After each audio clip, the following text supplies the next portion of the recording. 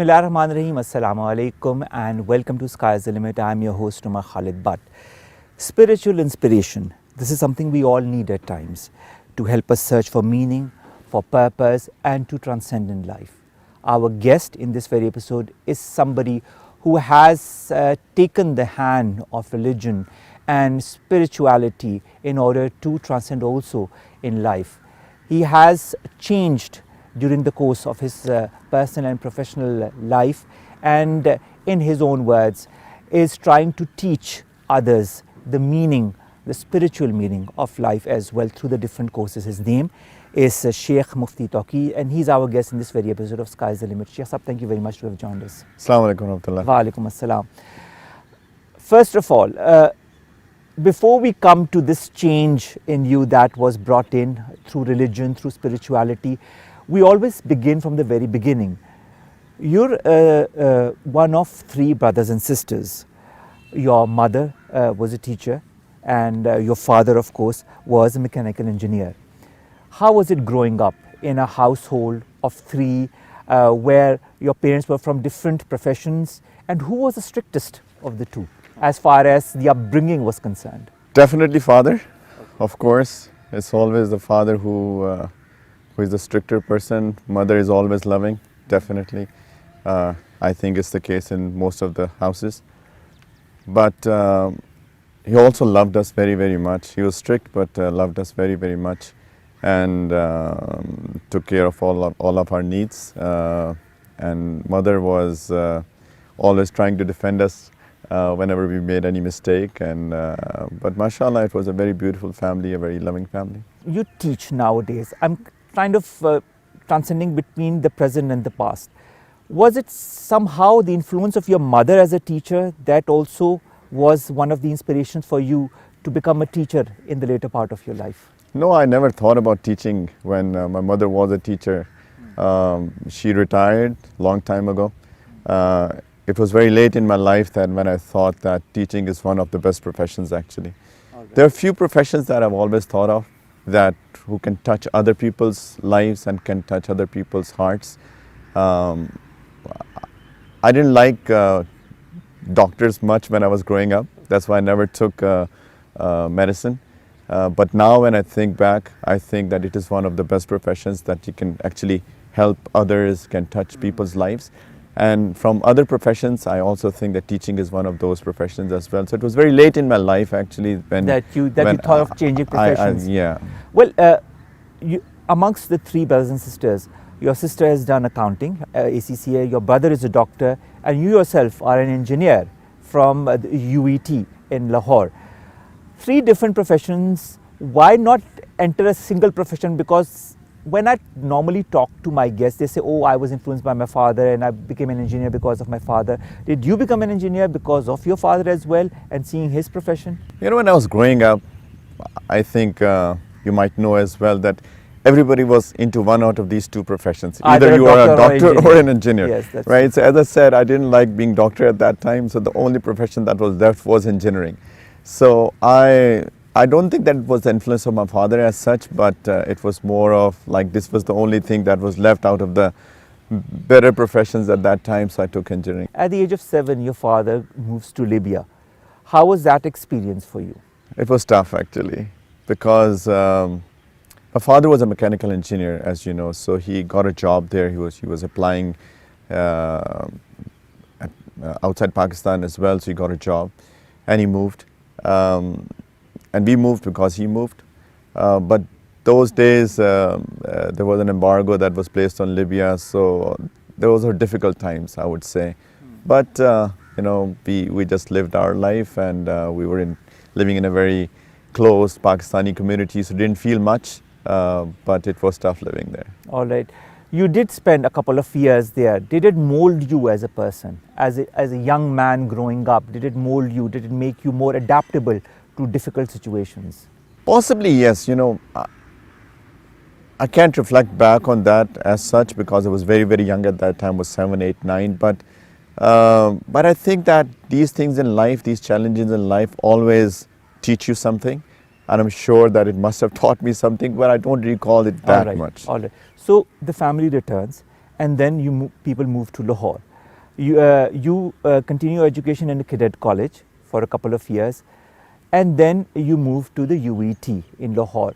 First of all, was it difficult being in a cadet college all by yourself, knowing very well that you had a family that was also there in Pakistan? Actually, my family did not move. Okay. I moved by myself. All right, you only They moved by sent yourself. me to the boarding school, Cadet College, Hassan Abdal. And Cadet College at that time was a real cadet college. It was very much run in an army style sort of college. We were very young. We were 13. I was 13. And I really missed my family. And actually, when I came, there was no emails, and we didn't even have much phone communications as well. So I used to write letters to my parents. I used to tell them, please come back to Pakistan because I miss you guys.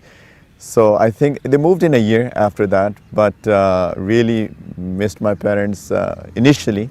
But then, it was always the starting phase, and you start adapt that, and really enjoyed my time. I was not a couple of years, but 5 years, from grade 8 to 12. I did my FSC there, and I always tell my friends that when I went there, I was crying, and when I left it, I was crying, because now I was missing that environment that I was in for the last 5 years. Made a lot of friends, and mashallah, learned a lot. Actually, when you were asking about learning from experience, those 5 years taught me a lot of things. Taught me discipline, taught me my self-management, how do you carry yourself. So that was a real good experience. And then, as you said, I moved to Lahore, and then I was in University of Engineering and Technology, UET. How was the experience in UET? UET, I don't know how much do you know UET in Lahore. It was very much affected by the students' politics. And unfortunately, those were not very good. And our course was 4 years and got extended to almost 5.5 because of breaks that were coming and all of that. But alhamdulillah, it was good. All right. Post UET, when did you decide to move to the US for further education? After UET, I graduated in 1996. I started in 91 and graduated in 96. I worked in Lahore for almost year and a half. All right. And it was December of 1997 when I thought of doing my master's. So I moved to the US. How was the Ohio State University as far as your master's is concerned? Very good, actually. Ohio State University is, from the student number of students point of view, it is the second largest university in the US. Huge university, and mashallah, it was very good. How was the experience different from UET as far as the curriculum is concerned, as far as the environment for studying is concerned? In the US, the way that they teach is more thought-provoking. I mean, at least at that time, I'm sure that it must have changed in Pakistan as well with the passage of time, hopefully so. And as opposed to just studying some obsolete books which are not useful as of now. They keep on changing their curriculum and it is all based on the current needs of time. So I think that was the basic difference that I saw in the US. When did you graduate from the Ohio State University? 99. And in 99 you got married as well. Yes. You've got, mashallah, one son who's 18 years of age now.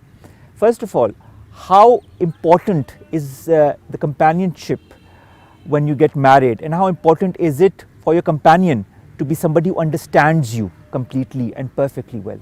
Absolutely important, I think. Your spouse either makes your life paradise, or God forbid, it can make your life literally hell on the earth. I think we all know that. Spouse is one of the most important factors that play in your life. And alhamdulillah, I was very, very lucky in that regard, that we both understood each other very well, and we tread the same path, alhamdulillah. So, and your son, of course, is now 18 years of age. Do you feel that you've passed on some of the teachings, some of the things that you've understood from life to your son? How important is your relationship with him? Do you have a father-son relationship, or do you also have a very friendly relationship with him? I've tried to pass on whatever I could. Hopefully he has understood. That's the key thing. And being the only son, you actually have all of your focus on him. Mashallah, he's a lovely son, and he has tried to acquire a lot of things that we have taught to him. And being the only son, I've played with him, I've played cricket with him, I've taken him outdoors, and I think it is quite a friendly relationship. How important is it to build a relationship with A, your spouse, and B, your children, and not be that strict parent that they cannot go up to if they have an issue or a problem? How much do you feel as a religious scholar as well that it is important to keep that bond with your children and with your wife, and not be a strict disciplinarian in that respect that they can't ask you things? I think there are many people out there who have not understood the relationship between two spouses in our religion. There is an ayat in the Quran, Ar-Rijalu Qawwamuna ala Nisa, that men are qawwam over women. Qawwam in Arabic language, it means caretaker.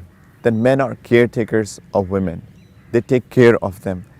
And I think that describes everything. They take care of them. It is a very friendly relationship in our religion. Husband-wife relationship is a very, very friendly relationship. And you can understand that from the seerat of the Prophet ﷺ as well, that how friendly and how loving relationship he had with his wives. And that is the sunnat that we have acquired, that we have learned from him. And this is something that an ideal spouse relationship should be, a friendly relationship. Of course, at the very same time, somebody is to lead as well, but you consult with each other and somebody then has to make a decision. So the religion says that the man is the decision maker at the end of the day, but then it's after consultation, after discussion, and anybody who lives life like that, a marital life, I mean, they're always at peace for sure. And of course, children as well, you have to train them, of course, and we all know that training it can be done with love and with strictness. But if you train them with love more, and at times, we have to be a little strict as well when they're not understanding, and kids are kids, right? But if you develop that relationship of love, I think that thing goes into their heart more, and they will do that when you're not there as well, in your absence also. Because always strictness and everything, maybe they will behave when they're in front of you, but when they're not there, they will not do that because that thing hasn't gone in their heart, they've not understood that. And you can make them understand with love and care. So this is what our deen teaches as well. All right. Well, you got married in 1999, your wife joins you in the United States. You start working for different organizations, and you've worked for a lot of multinational organizations. How long did your stint in the United States continue for? I started in 99, I graduated in 99, I started working in 99, and it was 2004 when I was offered a project in Dubai from my company. I stayed there for some time in 2004, went back to the US, and then these people, they liked what I did, and they offered me a permanent role in Dubai.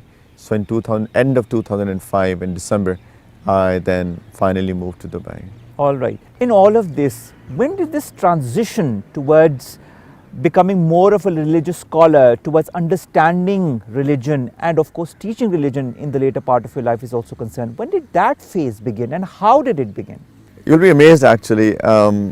I was a young man growing just like any other young man, and when I moved to the US, I started thinking about it a little bit more. And I think, whenever there's a saying in physics that action and reaction are equal in strength but opposite in direction. But when I was in Pakistan, I just took everything for granted. It's a Muslim country, right? Everybody's Muslim around you. When I went to the US, I started thinking that, this is a non-Muslim country. People don't pray.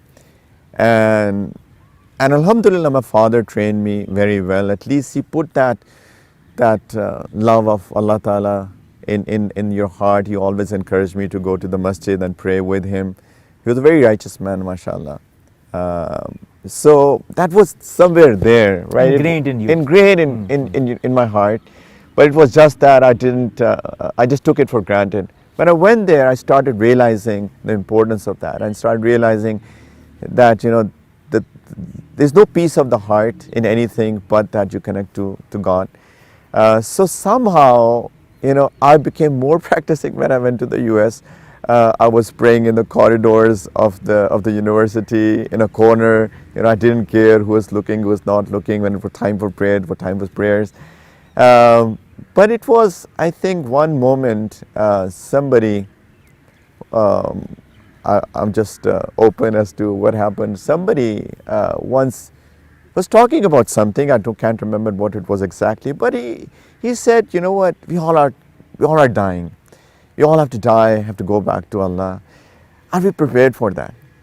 He was just discussing casually, and somehow it just struck my heart. I reflected upon myself, and I said, you know, I'm not ready. And then from there onwards, I started thinking about it more.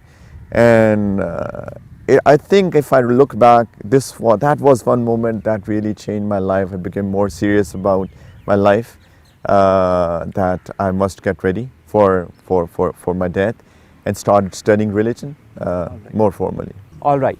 So we are in conversation with Shaykh Mufti Tauqeer. We are trying to understand how the transition towards him being a religious scholar began, because for that you need to understand the nitty-gritties of religion in order to teach it in an effective manner. We'll be talking to Shaykh Saab after this break about how he has imparted religion to the different segments of society, especially the youth. After this break, stay tuned right here to PTV World.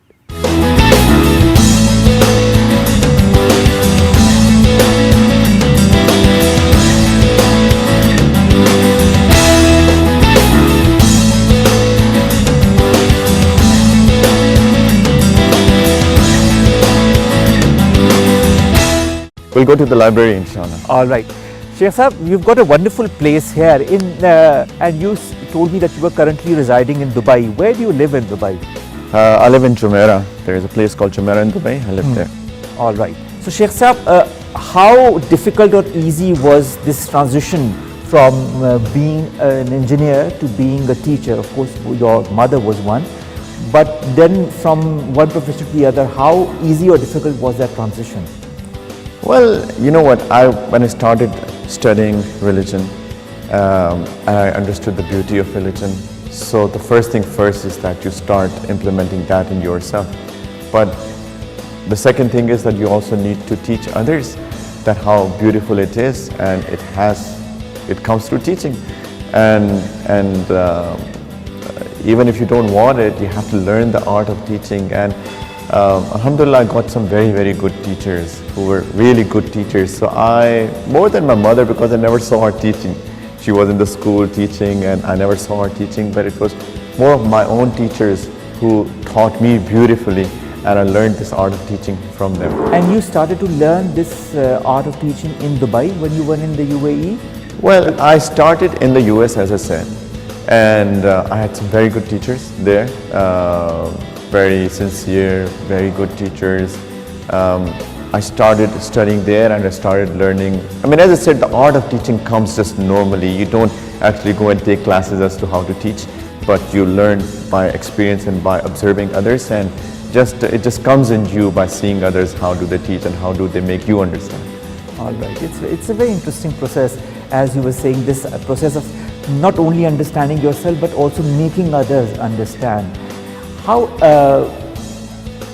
should I say, how enriching is it for you as a teacher when you teach? Very enriching. As I said, I think this is one of the best professions. It's not only about you, it's about others as well, and that's what life is all about. It's not about yourself, it's about people, it's about taking care of others.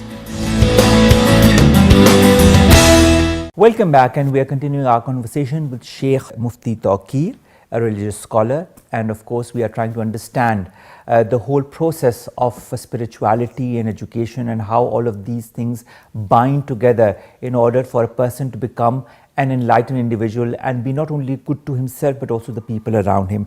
As it is said somewhere that it is through gratitude for the present moment that the spiritual dimension of life opens up. Shaykh Saab, your spiritual dimension of life started to open up in the US, and you told me a little bit about that.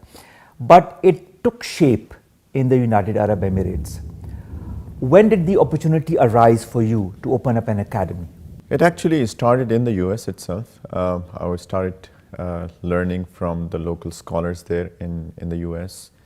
Then, as I said, I moved to Dubai in 2005, end of 2005, and I continued with my studies.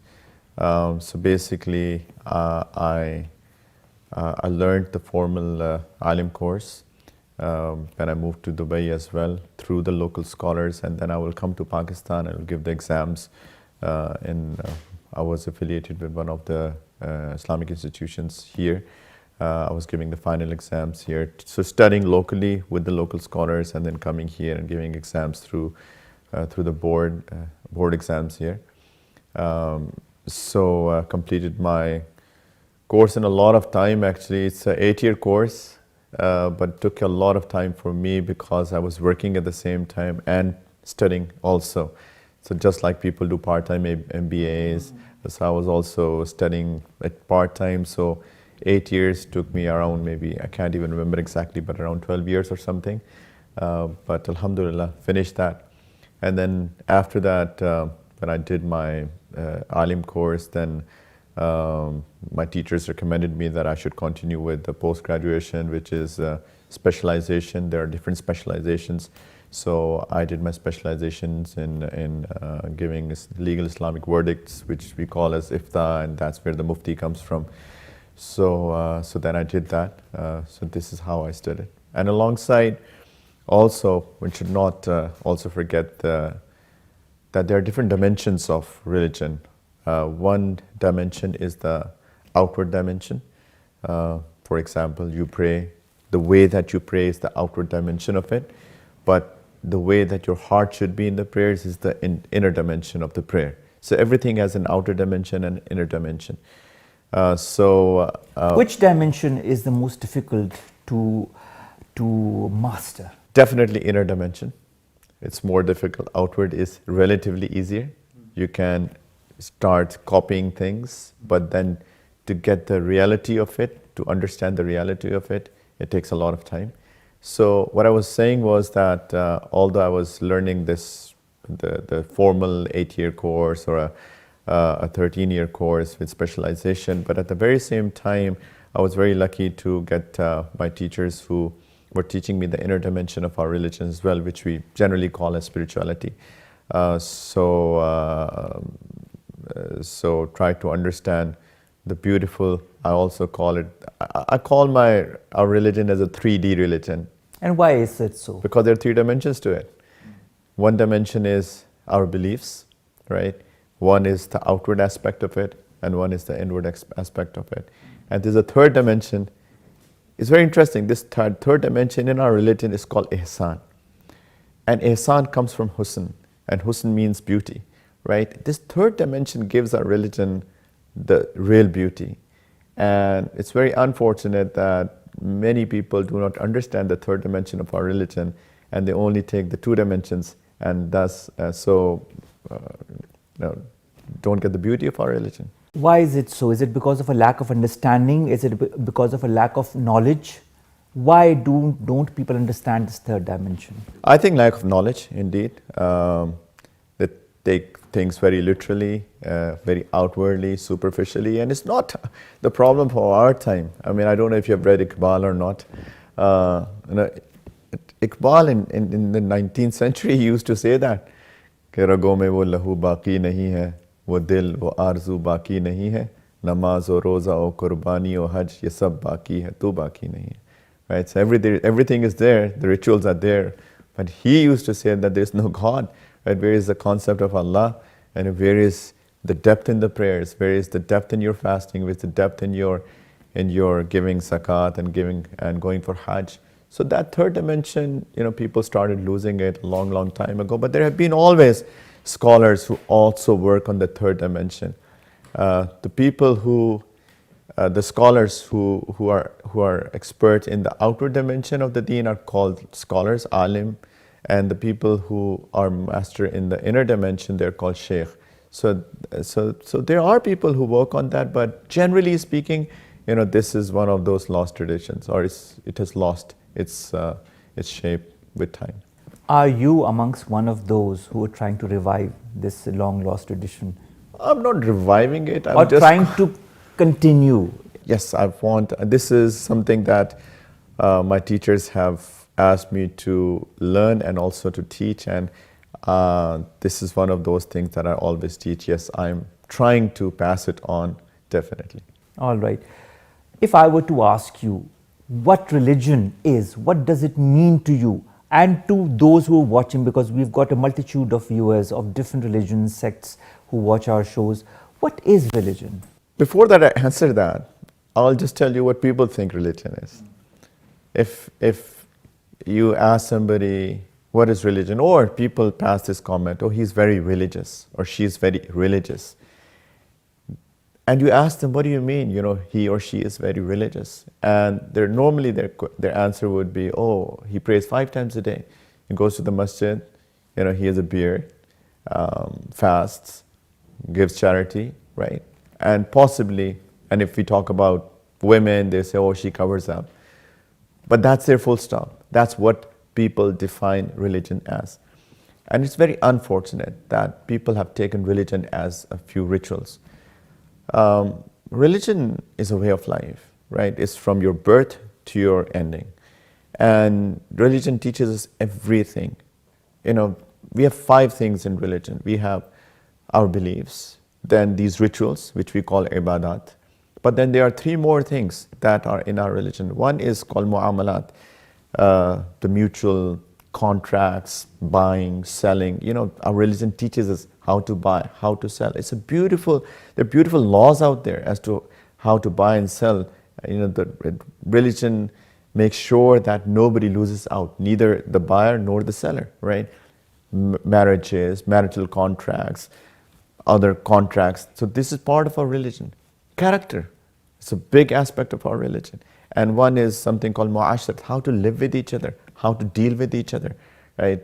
We are sitting together, right? I make sure that my gestures, the way, my tone and all of that shouldn't harm you, right? Or shouldn't belittle you in any way. So this is how we live with each other. How do you live with your neighbors? How do you live as a family, husband, wife, parents, children?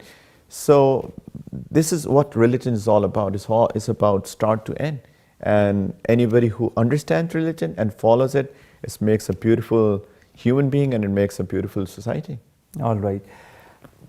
Of course, people are part of that society, but a lot of those people who are of course, components of that society distort religion, misconstrue religion, make religion such as Islam a very difficult one to comprehend. That is why there are different concepts of our religion, especially in the West. It is misunderstood in the West. How can people like yourself change that? It's a difficult question, actually. How can we change that? My personal concept of that is that we can change it through acquiring all of this into my own life, in our own lives, right? I need to be a role model for that.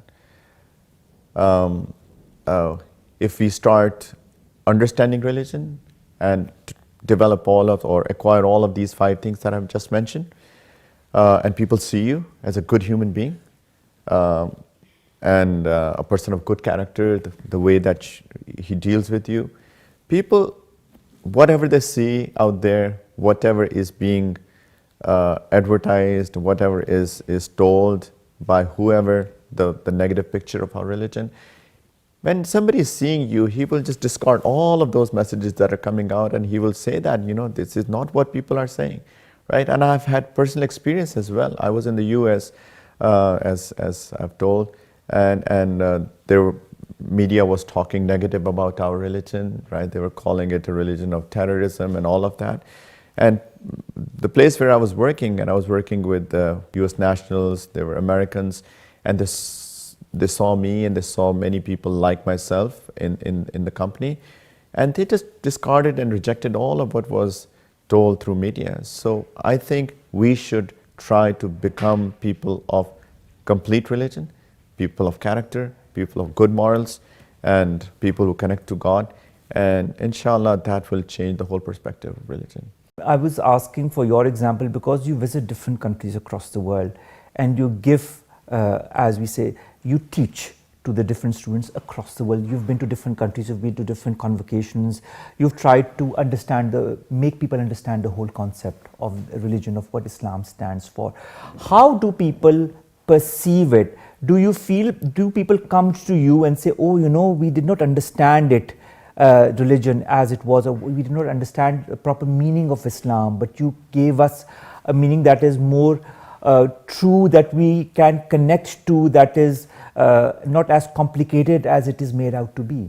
Yes, people do pass comments. I mean, I do try to make it as clear as I can, just like I've said what I've said right now. I pass on the same message about the complete religion, the true picture of our religion. But people understand that, they try to implement that, they try to also follow what is said to them. And hopefully, inshallah ta'ala, we are making better human beings out there, inshallah. Ilm Academy, that is one academy that you started with your wife way back in 2008. Now it has been almost, 12 years, if I'm not wrong. Are you satisfied with the way it has progressed in all of those years, through all the efforts that you and your wife have put up? Alhamdulillah, I mean, we started with a very few students, literally I would say 2-4 students, and then it grew and it grew. Initially it just started as a small home-like setting. Then we basically, through permissions of the local government authorities, we started that in a musalla, in a masjid, in a hall, the masjid halls. Then we went on to somebody's place. There was an organization, and they actually called us to do classes at their premises. We went there, and then alhamdulillah, we have our own small little campus now. And it's not only that we teach in person, our classes are also broadcasted through e-learning setup. Through it, we have a proper LMS, a learning management system, through which we broadcast our classes. And alhamdulillah, we have students all over the world, from the US to Australia and New Zealand. Which system is the most easiest to reach to the people? Is it the e-learning process? Is it when you teach them face to face, or is it through a distant learning process? Definitely face to face. There is nothing second to that, actually. But of course, not everybody can travel. Of course, not everybody can come. Everybody had their own restrictions. So it definitely helps, though. Also, what we try to do is that we try to engage with the students even though they are outside the country. I personally travel, my wife travels as well at some places with me. She doesn't like travel, by the way, but so that's why she's not here. But we do travel, and we try to engage with those students, and alhamdulillah, the response has been extraordinary. It is indeed. Okay, mashallah. One of the things that you teach is also character building and self-development. How important is it to inculcate these characteristics in an individual, to understand religion better, to understand oneself better, and to understand the Creator in a better manner? As I said, that our religion is 5 things, right? And one of them is character. So character is an essential part of our religion. In fact, so essential that there's one of the prophetic traditions, there's a hadith that Prophet, peace be upon him, sallallahu alaihi wasallam, said that إِنَّمَا بُعِثْتُ لِأُتَمِّمَ مَكَارِمَ الْأَخْلَاقِ, that the only reason that I've been sent is to perfect noble character. So if he's saying this is the only reason that I've been sent, that actually teaches that our religion is all about character, right? So our prayer teaches us character. There's a verse in the Quran that says, "Inna salata tanha anil fahsha'i wal munkar." That prayer actually stops you from evil and immodest things, right? So that means that prayer also makes us a person of good character. Likewise fasting, likewise charity, likewise Hajj, right? So everything has been designed to make us a good human being, a person of good character. And this is something that we all should learn, that our religion, our deen has come to make us a good human being. And we need to understand, when religion came in a time when humanity was possibly at its lowest place, right? People were burying their daughters alive, people were immodest, right? They were killing each other. And that was the time when the Prophet came, and he made these people, transformed these people into such people that history hasn't seen people like the companions of the Prophet, peace be upon him. Amongst all the different segments of society, whether it be men, women, children, which segment is the easiest to understand when you teach them? The youth, the women, the elderly, the children? Which segment of the society reacts more quickly and in a much positive manner to whatever you teach, or questions you in order to understand things in a better fashion? Definitely youth. Once you cross 40, and I've crossed 40, and we are at our decline for sure, right? So I always tell my students that our life is like an airplane ride. So we have a takeoff, and then we have a cruise, and then we land, right? So early 20s, early teens, early 20s is like the takeoff phase. Once you cross 30, then you're cruising. Once you cross 40, then you're landing. So when you're either taking off, basically taking off, I think is the best time that one can learn, because when you're taking off, you can reach those heights which nobody can, right? Because you're still taking off. Once you're in cruise, still you can change your altitude, but once you start landing, it becomes difficult. 40 is the age of maturity, right? And whatever you've learned until now, it just sticks to you, and it becomes part of your personality. So youth, definitely. From men and women perspective, I think we might not like it being men, but I think women have more passion to learn, for sure, indeed, right? And I don't know, maybe I'm saying it because my wife is very passionate, mashallah. She has a lot of energy, mashallah, and she engages with women a lot, and possibly she's just imparting her energy and her passion into women. And that's what I experienced. So maybe it might not be a universal truth, but this is what I've experienced personally. So definitely women have a lot of passion to learn and change. You've encountered different religions apart from people from the Muslim faith.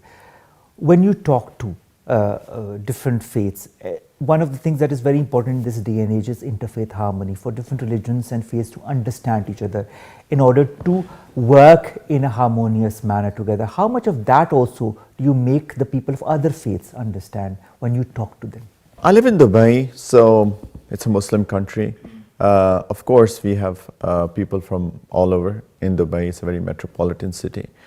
But my interaction in Dubai has not been with people of other faith as much as I had when I was in the US.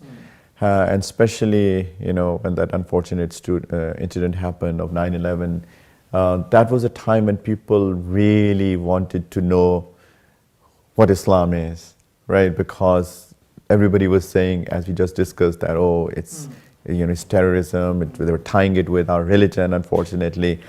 So we had a lot of interfaith dialogues at that time. We went to their churches, they came to our masjids, and we tried to make them understand what religion really is. And mashallah, when they accepted it, they learned it, and they had a very different understanding of our religion when we spoke with them.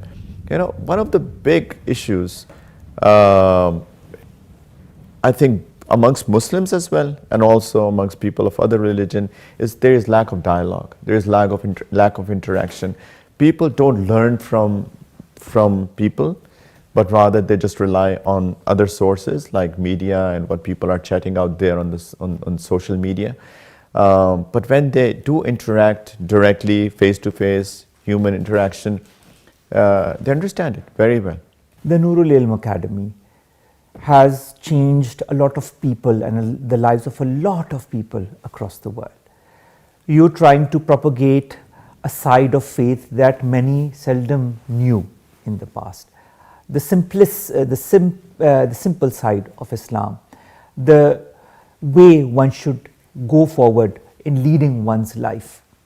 What should we look forward from you now in the coming months and years?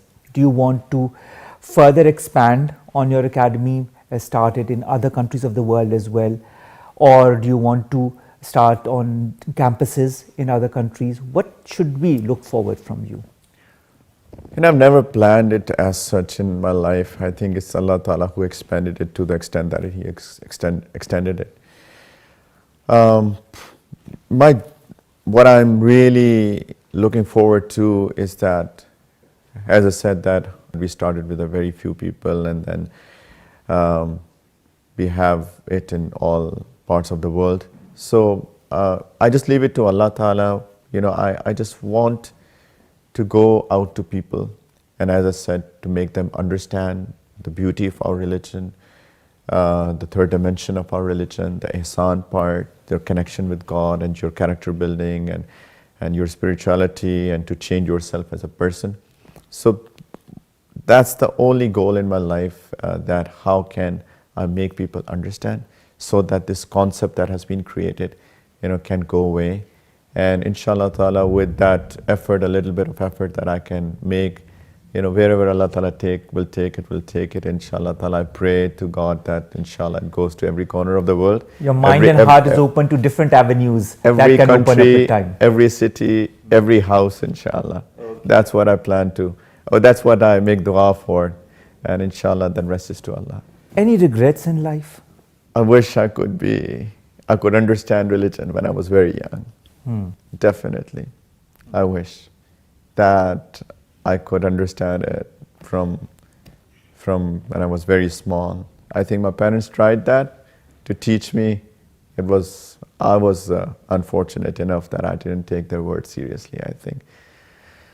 That, I think, is the only regret in my life, that I wish that I could take it from very start. This is how beautiful it is. You know, the peace of the heart is attached to it. When you connect to God, when you talk to Him, when you pray to Him, when you put your head down to Him, you know,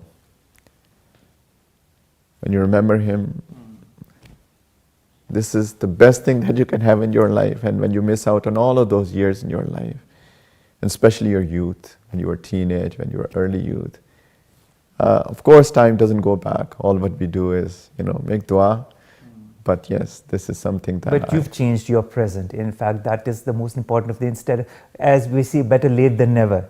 That is what you did, in fact. Yes. At a good stage of your life, you changed. There's still a lot to go at. I've never said that I've reached anywhere. I've never said that.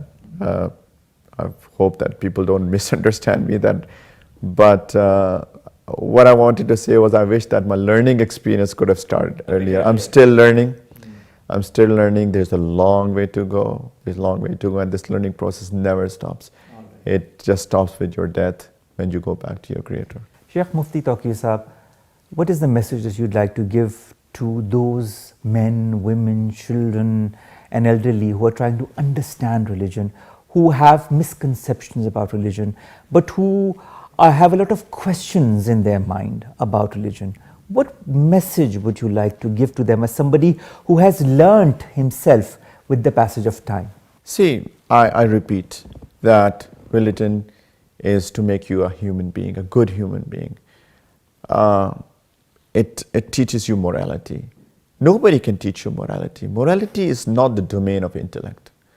It never has been a domain of intellect. With intellect, you can do some rational thinking, you can have some logical thinking, but how will I define that? What should I wear? You know, what should I eat? How should I spend my day? Right? Who should I forgive and who should I not forgive? So this is not what an intellect can think of. Religion teaches you morality. It makes you a good human being. It's all about humanity. So please understand that it makes you a good human being, and it teaches you how to love each other, not have hatred in your heart for each other, how to forgive each other, how to have a modest life, how can you give respect to others, how can actually it is something that also stop all of this evil that is out there. The evil that is out there is because that people have not understood our religion and they've lost humanity. I'll give you an example, right? All of these, we hear news of these abuses happening out there, right? Children are getting abused, women are getting abused, girls are getting abused. This is the only reason that I can think of is because people have not followed our religion. Religion teaches you to lower your gaze, right? Religion teaches you to not look at anything that's immodest. People are watching all of those immodest stuff, and then that is burning them from inside. There's a fire within. And when there's a fire within, of course, it's going to go and burn somebody. And that's what's happening. There are people who are not following religion, they're not being modest, and there is a fire within, and it's just burning our societies. The solution to all the evil in the society is in the religion. It is the religion that makes you a good and a perfect human being. So that's what I want to tell everybody, that please understand what it is. And this is the only way that a person can become a true person, a true human being. All right. Thank you very much, Shaykh Mufti Tauqeer Sahab, to have given us an insight into your life and into what religion has as a meaning to you and what it should be for people of different faiths, especially for Muslims. Ladies and gentlemen, that brings us to the end of this enlightened episode of Sky's the Limit. I'll end this with a little hadith from Hazrat Sallallahu Alaihi Wasallam. I'll translate it into English. And he said, I have been sent to perfect noble character. And it is also people like Shaykh Mufti Tauqeer who are trying to follow in the same vein and who are trying to build on the character of people by making them understand the nitty-gritties of the religion that is Islam. The most simple of religions, but the most effective of them all, that teaches us how to be an individual and how to treat individuals around us, so as to become a society that will become not only stronger but also enlightened. Allah. And sir, thank you so very much to have given us the time. Wa alaikum assalam.